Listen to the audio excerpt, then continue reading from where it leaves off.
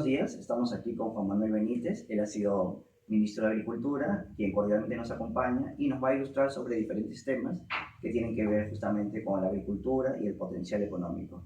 Primero quería preguntarte qué experiencias positivas nos puedes compartir de Crecer.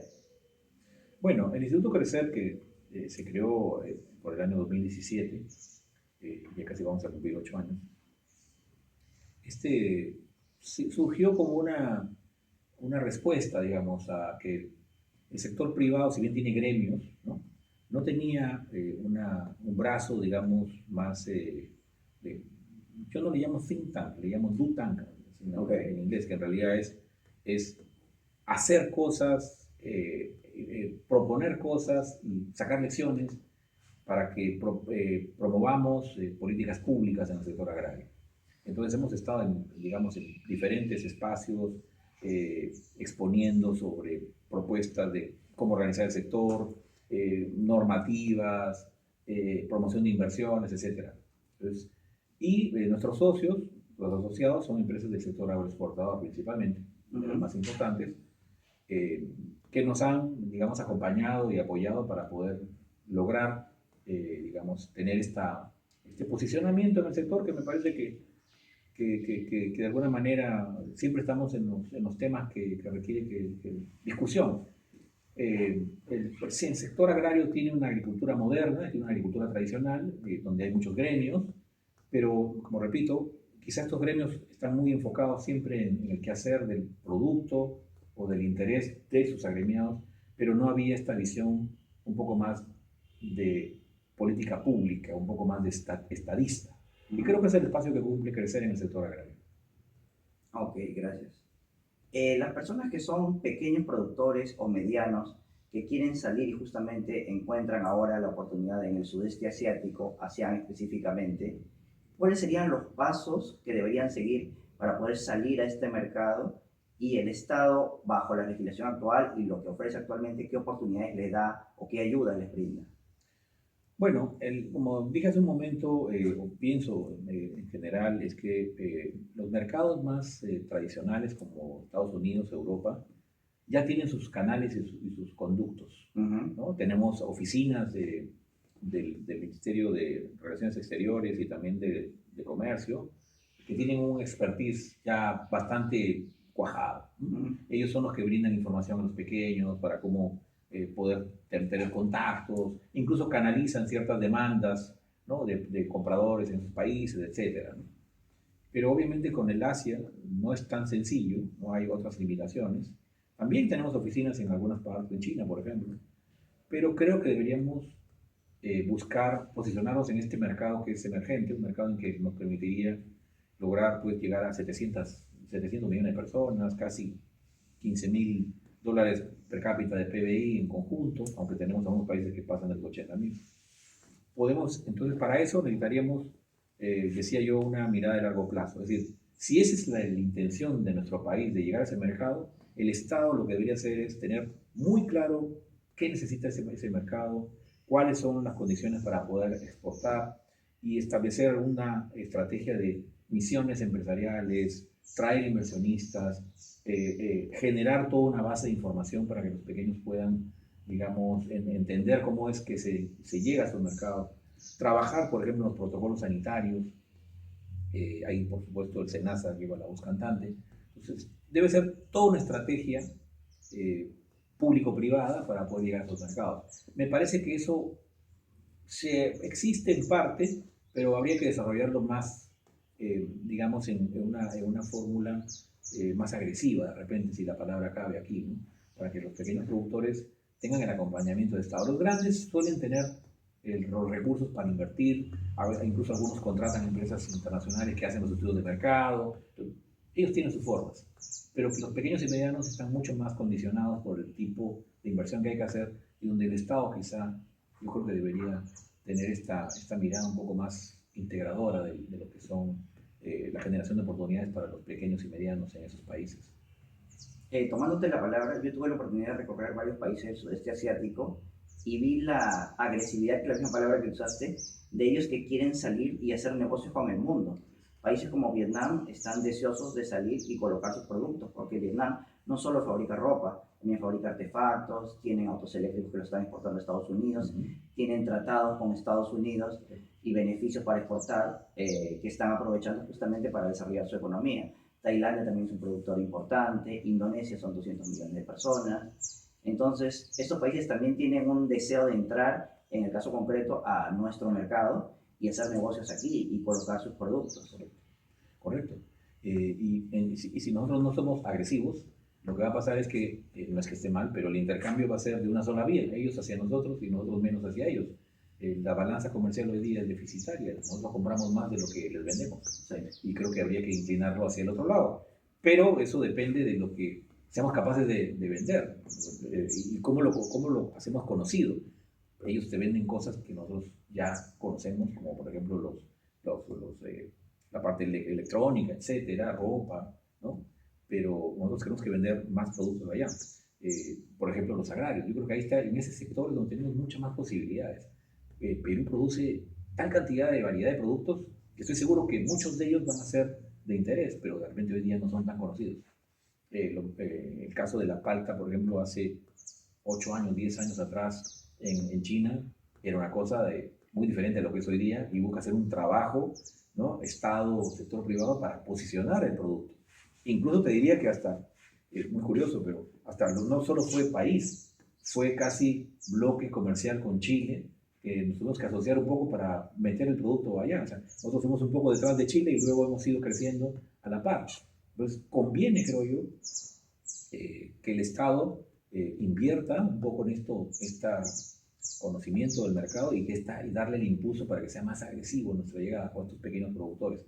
Ellos producen, Vietnam, por ejemplo, también produce café, ha tenido un apoyo fuertísimo, por ejemplo, del Banco Mundial en algún momento y ciertamente ha inclinado incluso la balanza en el tema de precios. Vietnam hoy día es un peso pesado en café, antes no lo era. Pero tenemos otros productos, también produce palma aceitera, pero también compra palma aceitera, por ejemplo. Y además, una cosa que rescato de lo que dijiste es, ellos nos ven como una boutique y nos ven como una oportunidad para producir cosas de alto valor y alta calidad que no se producen en grandes escalas, sino también en nichos, ¿no? Yo diría ahí, rescato, por ejemplo, los superfoods que decía hace un momento, son bastante demandados, productos de altísima calidad. Yo diría que también deberíamos empezar a pensar un poco industrializar nuestra oferta, ¿no? Por ejemplo, la chocolatería. Tenemos un super cacao, pero se lo llevan y producen chocolate en otro lado. Aquí ya hemos empezado, pero todavía es incipiente. Creo que ahí tenemos un espacio, por ejemplo, para eso. La chocolatería puede ser eso, un producto interesante. Los lácteos también, estaba mirando un poco de estadísticas, lo que ellos compran. Lácteos es bien interesante. Aquí hablamos de quesos, pero los quesos madurados quizá en su momento podrían ser también un producto interesante para vender.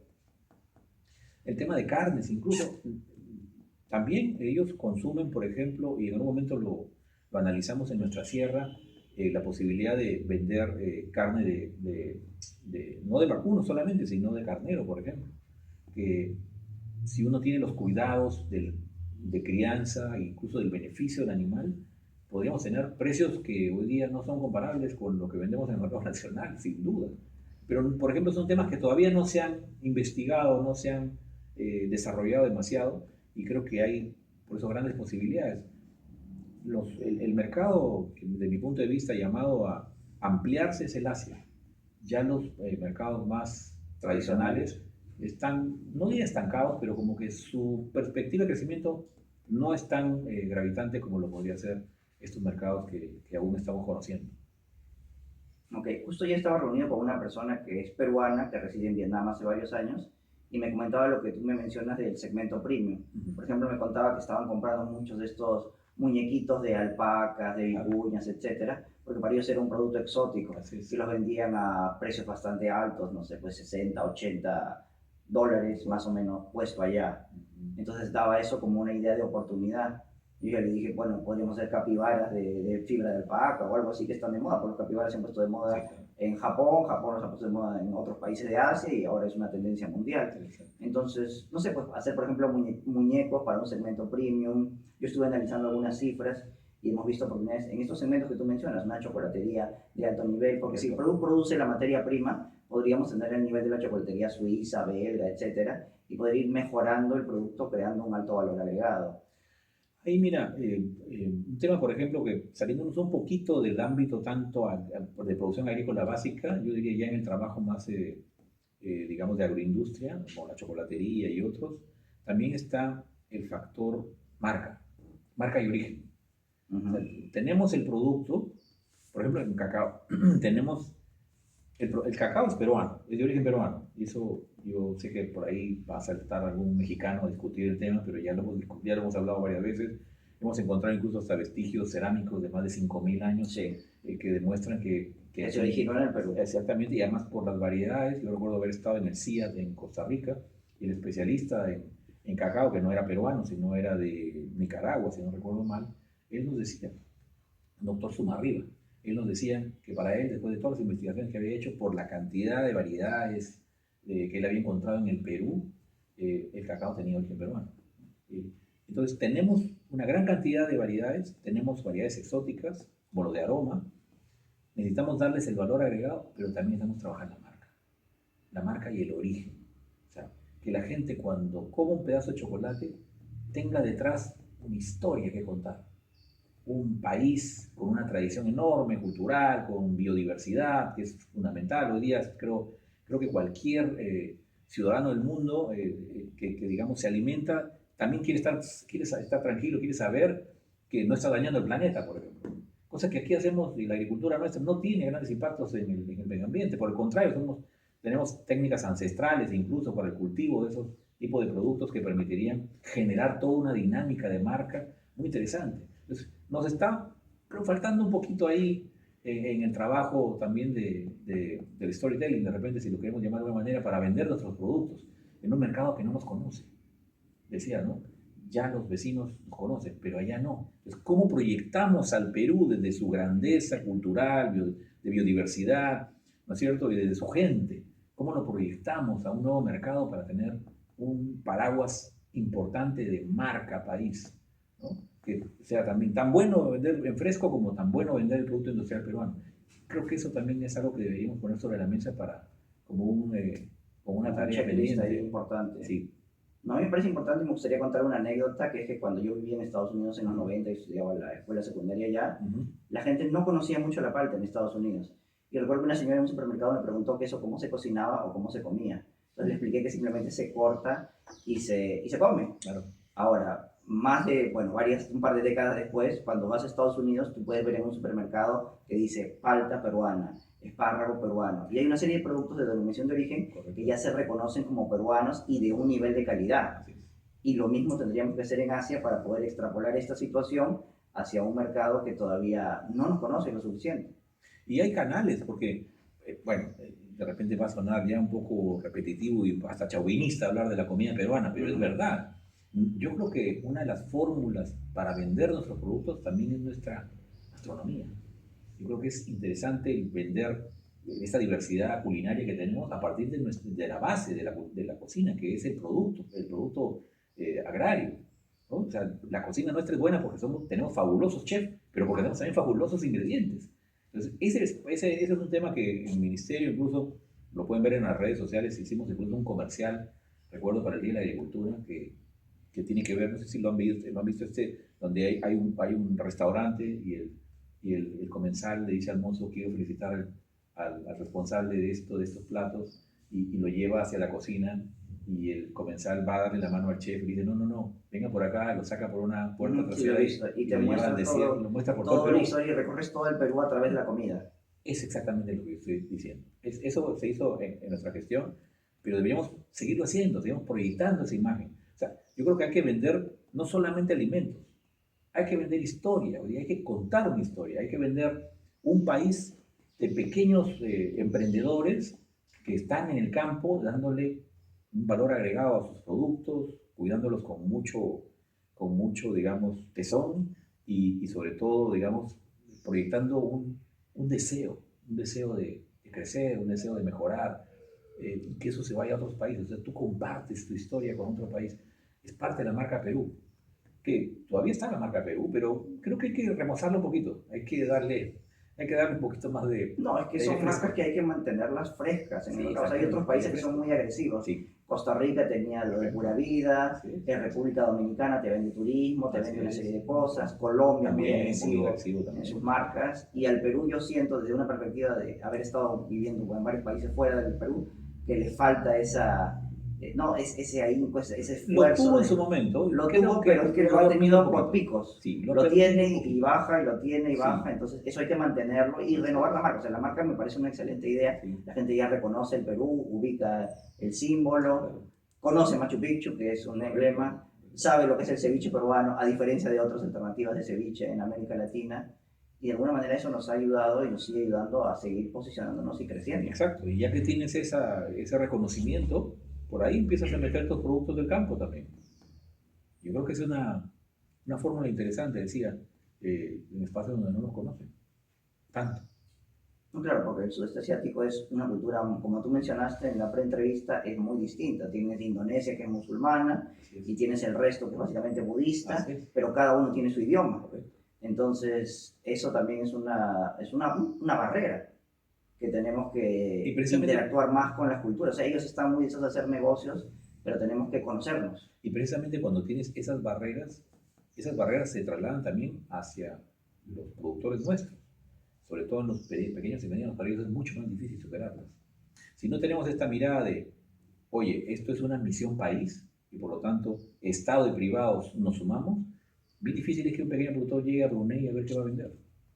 No, claro que por eso justamente se ha creado una Cámara de Comercio especializándonos en lo que es el sudeste asiático para ayudar a los peruanos a llegar a este mercado y viceversa, la gente del Ahí es sudeste donde vamos a asiático llegar. que Ese es el quiere. tipo de iniciativas que se necesitan. Esta Cámara, con Estado, en un plan de acción de mediano plazo, identificando qué es lo que hay que hacer, eso es oro. Porque el pequeño productor ya no está solo.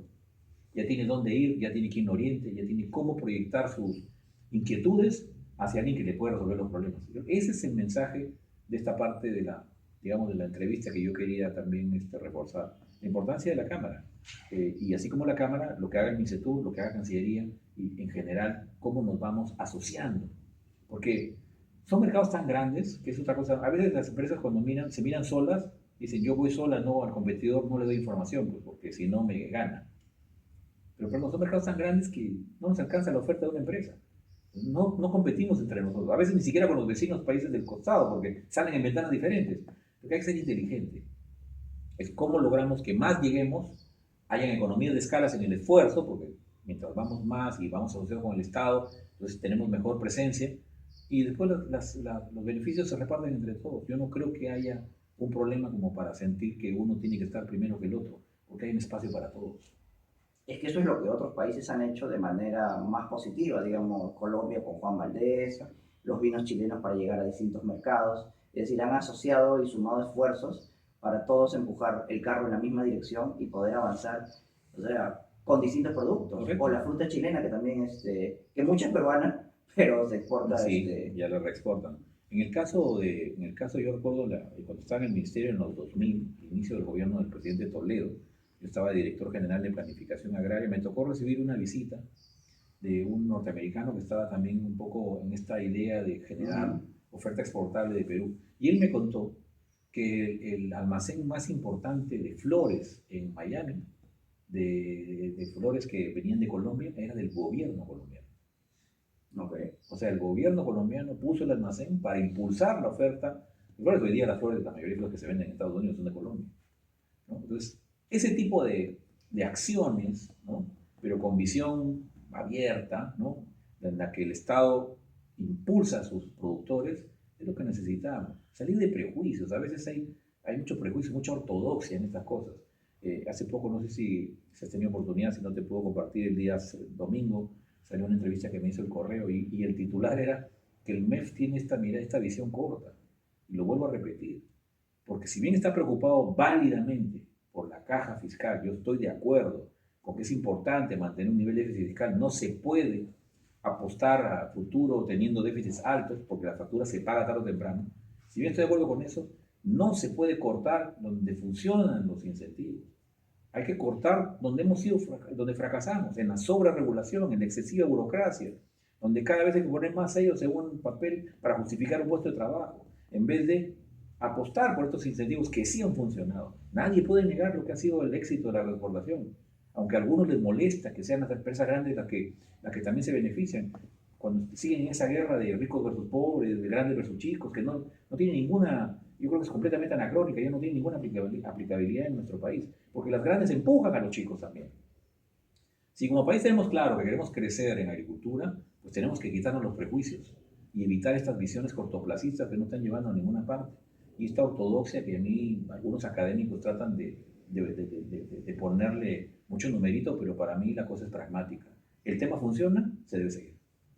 No, que justamente la idea es que la torta pueda ser más grande y en temas de recaudación, como Estado, como país, si tú desarrollas ciertos sectores donde antes no había nada, como el arándano, que no existía hace unos años y ahora es un boom, pero claro, ha habido un trabajo genético, o sea, tú ves la historia de cómo hemos llegado a crear este arándano, es un camino largo, no es un camino de 6 meses o de un año, fue mucho trabajo de mejoramiento, de adaptar la planta, de que pueda adaptarse al clima, etcétera, etcétera, encontrar la zona ideal, pero ha sido un camino que se siguió para llegar a esto. Y como Estado hay que ver a mediano o largo plazo justamente políticas que nos ayuden a hacer que esta torta sea más grande. O sea, tú haces crecer la economía donde antes no había nada y eso te genera un efecto multiplicador positivo en la economía que al final es crecimiento económico para el país. Exacto. Y mayor recaudación para el Estado. Pero a veces recortan donde no deberían. Yo recuerdo el caso que hablé justamente con el dueño de una empresa de superfoods y mencionaba el tema de la sobreregulación para el tema laboral. Entonces, fue lo que tú mencionaste anteriormente. Sí. Y eso, pues me dice, eso tienen que revisarlo, porque me hace a mí ser ineficiente, me genera sobrecostos y me desincentiva a veces a invertir más o a crecer más.